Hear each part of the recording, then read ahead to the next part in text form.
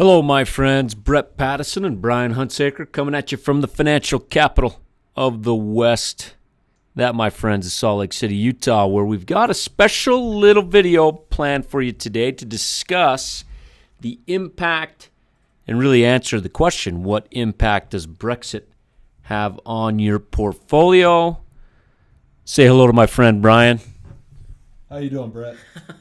Doing well. I'm excited to talk about this Brexit vote. Unless you've been sleeping under a rock, in fact, you know that England has voted to leave the EU, which was more of a political stance than an economic stance by their citizens. We're not going to harp on the details of that plan. Rather, we're going to focus on the effect that vote has on the financial markets, most importantly on your portfolio. So here's what we're going to talk about today. We'll talk about what impact of the overall market saw as a result of this Brexit. We'll also talk about stocks, and Brian will mainly talk about stocks, and I'll address the world of option trading. And this is all under the umbrella of the fact that fear and irrational behavior can lead to great opportunities. So under that thought, let's have Brian discuss where we are as far as the markets go. Thanks, Brett. Hey, excited to be here today. And I think the Brexit vote was somewhat of a shocker. Even Las Vegas got it wrong, and I personally was somewhat surprised as well on how the outcome came out of that vote. But, one of the things that we try to stay focused on is just the fundamentals and how important that is. And it's very easy to get emotional with your money. And when the markets are gyrating up and down, people tend to get emotional and sometimes make irrational decisions. And we try to step back and say, okay, what are the fundamentals here? And we still think the fundamentals are solid, and we are optimistic about our portfolio of companies. And that's one of the things why we really focus on individual companies. We try to focus on companies that we like the best, our best ideas. And we typically don't, focus on, in our individual stock portfolios, we don't focus on indexes, but we buy individual ideas, our best ideas. And we love the idea, the concept of, why would you want to own your 30th favorite stock, right? We want to own maybe our top 10 or 15 investment ideas. And one of the things about, the Brexit vote is one of the things I think you need to focus on is the UK's impact on global GDP. The United States is still number one in the world in global GDP at 24%. China's number 2 at 15%. Japan is number 3 at 5.6%. Germany is at 4.5%, and the UK is 3.9% of global GDP.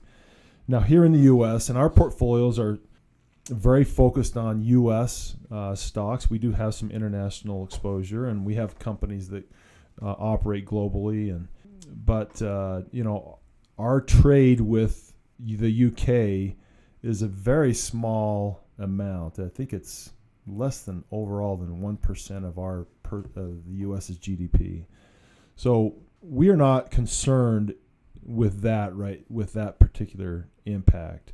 Wayne Gretzky, who's a famous hockey player, I heard Warren Buffett say one time that we like to invest like Wayne Gretzky, and that's go where the puck is going to be, not where it was. And so one of the things I want people to focus on is over the long term, companies grow, they get more valuable, and that will happen in the future. Despite Brexit, we can see that there was a hiccup in 2008 and 2009.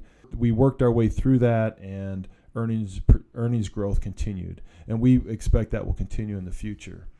The other thing that I think a lot of people focus on is the PE multiple and saying the market is expensive. And I would agree that stocks are not as cheap as they were in 2008, 2009. That was a screaming buy, although very few people would step up to the plate during that time. It was a very scary time and actually buy. But we think that stocks are in a range of fair value. If you look at the indexes, right now, the S&P 500 is trading about 17, 18 times forward earnings. We think that that's in a range of fair value, maybe on the upper end as far as indexes go. But we don't really focus on the indexes. We really look at individual stocks, and I feel like there's a lot of stocks out there currently in our portfolio that represent value, and we are adding to those positions. In fact, yesterday and the last couple of days, we've been adding to those positions with accounts who have cash in their portfolios. So again, we don't think stocks, and I don't think stocks are extremely overvalued. I don't think they're extremely undervalued. We think they're in a range of fair value. And within the indexes, we feel like there are many really interesting ideas and companies that look like pretty good values. I agree with you, Brian. You know what's interesting about these indexes? You got the S&P 500, which is a market cap weighted index. So as companies do better, they make up more of the S&P 500. Think about that for a second as well. When a company does better, its multiple goes higher, becomes more of an expensive stock, which just makes sense if you think of the index being weighted heavily towards those stocks that are doing very well. Therefore, it might be a lot more expensive than stocks that we may be looking at.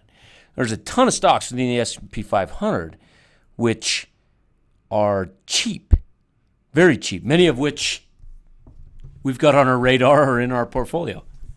Exactly. I just saw this morning on Twitter that somebody tweeted out that 63% of the stocks in the S&P 500 have a dividend yield higher than the 10-year Treasury. And why would you buy the 10-year Treasury? And you can buy a stock that over time will grow and become more valuable. They'll increase their dividend over time and over a Treasury. I know why people do it, because they don't want the volatility. They can't handle the volatility. But we really think if you can focus on the long-term fundamentals of a business, that makes so much more sense than buying a 10-year Treasury. The 10-year Treasury today is a yield of 1.46%. And there are a lot of companies in the S&P 500 that obviously 63% of those companies, more than 250 companies in the S&P 500, have a dividend yield higher than the 10-year Treasury. One of the things that we used to focus a lot in the market analysts would focus a lot on what we call the earnings yield versus the interest rate, or the 10-year Treasury, or the risk-free rate of return. And historically, when the dividends of stocks, when the yield was below the 10-year Treasury, that meant stocks were overvalued. And when the dividend yield was above the 10-year Treasury, that meant stocks were cheap. Well, no one talks about that anymore, because the dividend yield has been higher than the 10-year Treasury for a long time. It's been that way for years. And so we don't talk about that anymore. But that was a measure of value for a long time, is when stocks yielded more than bonds, that meant that stocks were a good buy, and vice versa, that meant stocks were overvalued. And here the dividend yield has been higher than bond yields for so long that we don't even talk about that anymore. And I agree that the bond yields are artificially low because of monetary policy, but I still think that that is something to pay attention to. So in summary then, what you're saying is, from a fundamental perspective, from a valuation perspective, that we're, call it fair value, with more stocks being probably undervalued than a fair value. And there's no need to panic from the impact that England, the UK, has on especially the U.S. market because we are so overweight the U.S. market. Is that what you're saying? Yeah, that's exactly what I'm saying. I don't think this is a time to panic at all. I had mentioned earlier that we have been spending the last couple of days adding to our positions and buying. We're definitely not selling. I'm not selling any individual stocks in our portfolio right now. We've been adding to those positions because values have become more attractive than they were a week ago. So absolutely, we overall, if you look at the overall fundamentals of the market, yes, stocks in general are in a range of fair value. We don't think the indexes represent U.S. indexes represent great value, but we feel like there are spots there where you can pick your spots, and there are some good values out there. A couple things I want to show you on the chart, and then I'll get Brian's take on this as well, is we know that in the summertime that the summer doldrums creep in, and we know that the media is looking for a good story. And personally, I think the media has driven this Brexit thing way too far and has helped cause the panic that's set in for the markets. And I'll show you what that panic looks like. I'll bring up a chart, and this chart is, let me flip it here, of an ETF that tracks the S&P 500. And prior to the Brexit vote, we were sitting right around $211 on the S&P 500. We immediately after the Brexit vote in 2 days fell 5.77%. That's media driven. Brian, I don't know what your take is on the media, but I mean, do you agree with that or not? I definitely agree. We all know that panic or train wreck or that sells newspapers, that sells marketing ads, internet and the media, and that's exactly what this is all about. Is people really trying to create interest in their stories, and we all know that. And my opinion is the media, they talk about all the possibilities out there. I mean, and even though those possibilities might be very, very remote, but they throw them out there and they focus on them. Why? Because that's what gets people attention. We talk about the potential of a future train wreck, even though the probability of that happening is so low that's not even worth mentioning. But it's boring to talk about 5% earnings growth, 6% earnings growth. I mean, that's boring. That doesn't sell. And so what sells is fear and greed, and somewhere in the middle just is not exciting. When I see on our local Utah newscast Brexit and Brexit's impact on the global markets, that's when I know things have gotten ridiculous. I mean, it's stupid. I wonder how many people, the general public, and I know the people that are listening to this know what Brexit is, but I think the general public as a whole, if you were to talk about the percentages of people actually know and been following this story, I would say it's very low. People really know what this is all about. And in fact, the number one search on last Friday, Google search in the UK was, what is Brexit? In the UK. In the UK. They had no idea what it was. I mean, and people were doing a Google search because all of a sudden they noticed that it was in the headlines and it was making a big impact. But people even in the UK didn't know what it was. Now, can you imagine here in the U.S., a truck driver or just your average person on the street, did they really know what this is all about? No. And it's not going to affect their life one bit. We'll wait. The sun will come up tomorrow and we'll move on, and Coca-Cola will be selling products and McDonald's will still be open, and, so on. So I think this is way overblown. Yeah, I completely agree. And on my screen here, just for you folks at home. We've got a 1-year chart of the S&P 500, and you can see that with this Brexit, volatility, that we're now down over the last year on the S&P 500 by about 2%. So certainly Brian and I are both optimistic on the U.S. economy and the global economy for that matter, mostly the U.S., but we've gone nowhere for a year. Now, what makes us optimistic is the fact that our thoughts are, and we're not economic forecasters and we don't know for sure, but just based on what we see, our thought is we're going to break out of this range and ultimately move higher. It's just a matter of being patient and waiting for that time to come. Now, regarding the chaos in the options market, which is what I deal a lot with, I will tell you that anytime there's a lot of chaos, there is tremendous opportunity. For those of you that know about options, there's an index that we follow closely called the VIX. It's a volatility index. It moves in the opposite direction as the market. And really what it tells you is the higher that the VIX goes, that means that that options are more expensive. And when options get more expensive, there's nothing we like more than selling expensive options to other people. That's, who doesn't want to sell an expensive product to somebody else? Well, that's what we do in the options world. You can see that the VIX popped above 20, went up towards 27 with this Brexit mumbo jumbo. And as it did, I will tell you that there were tremendous opportunities to be had. And just one of those opportunities, and this is not a suggestion by any means, but one opportunity that we find ourselves trading for clients is something called an iron condor. Now, again, high level, I've got 3 boxes on my chart.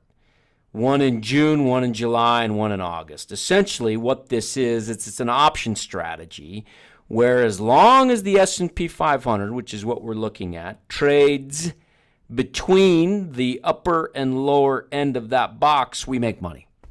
Right? We make money. Now look at June.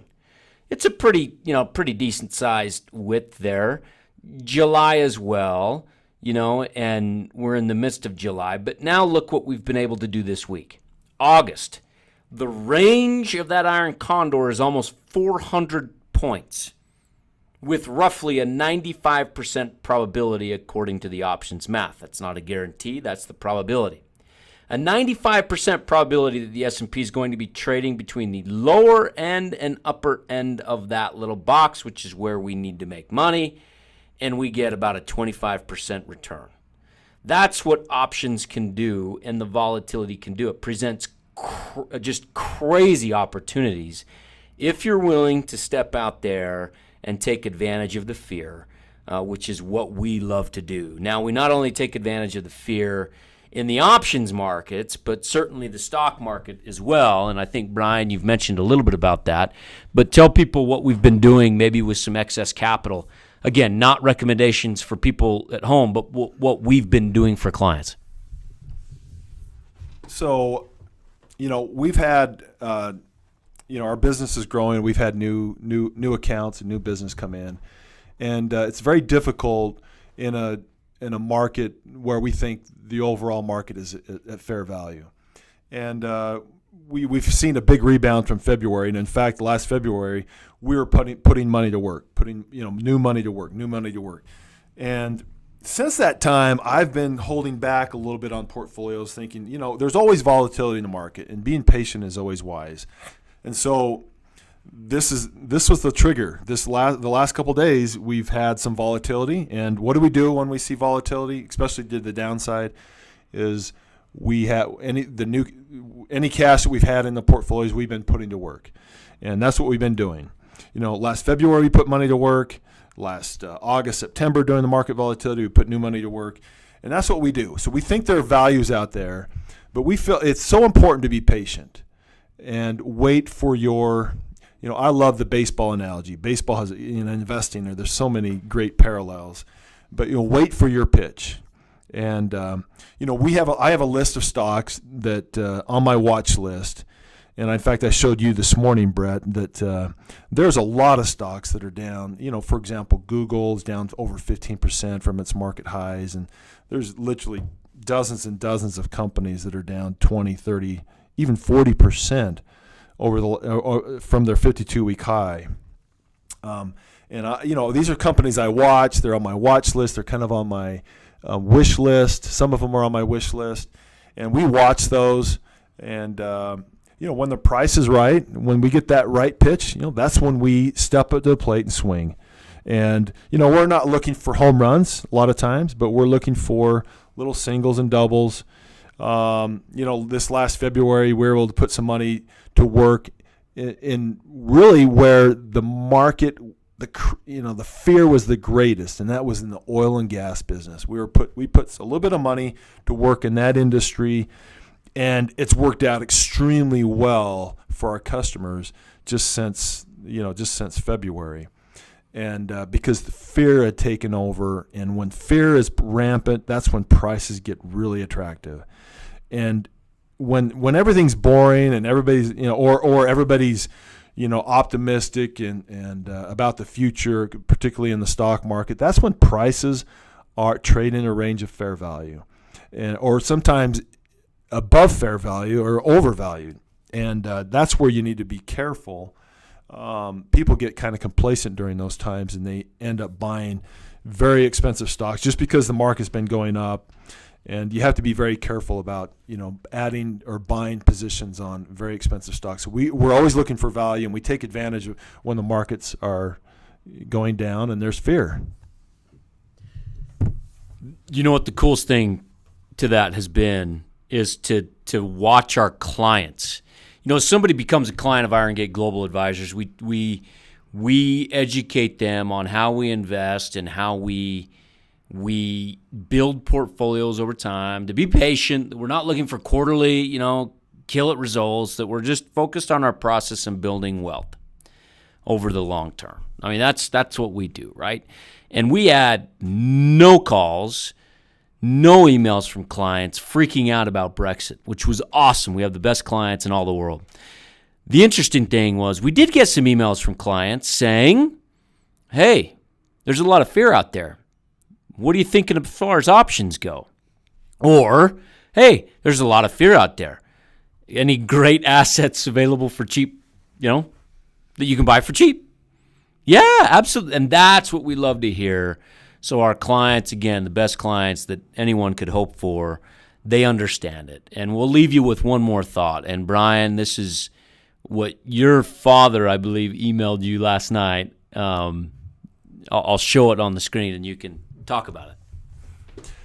In fact, I was talking to my dad last night, and we talked about the Brexit and the vote and everything. And he says, I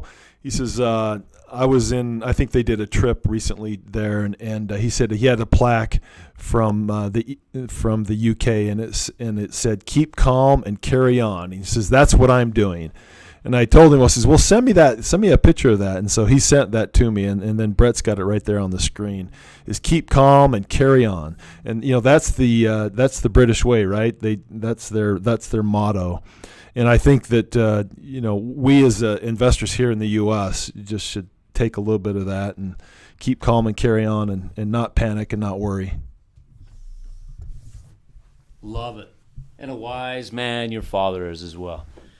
Keep calm and carry on and let the media do their thing and create unnecessary fear. And, hey, we'll take advantage of it. That's the bottom line. That's the bottom line, yep. So with that, if you have any questions, feel free to reach out to us. My email is Brett, B-R-E-T-T, at IGGA.com, and then Brian with an I at IGGA.com as well. You can go to our website, www.IGGA.com. We would say relax. We can take it from here. Thanks, everyone. This is a purely public broadcast and is not intended to be personalized financial advice for any individual's specific situation. Each individual's financial situation is unique, and the topics discussed on this broadcast should not be relied upon and or considered as personalized advice. Specific financial securities discussed are not intended to address any listener's particular financial situation and should not be considered recommendations. This is for educational purposes only. For more information, please contact Iron Gate Global Advisors at info@igga.com or by calling 888-591-0334.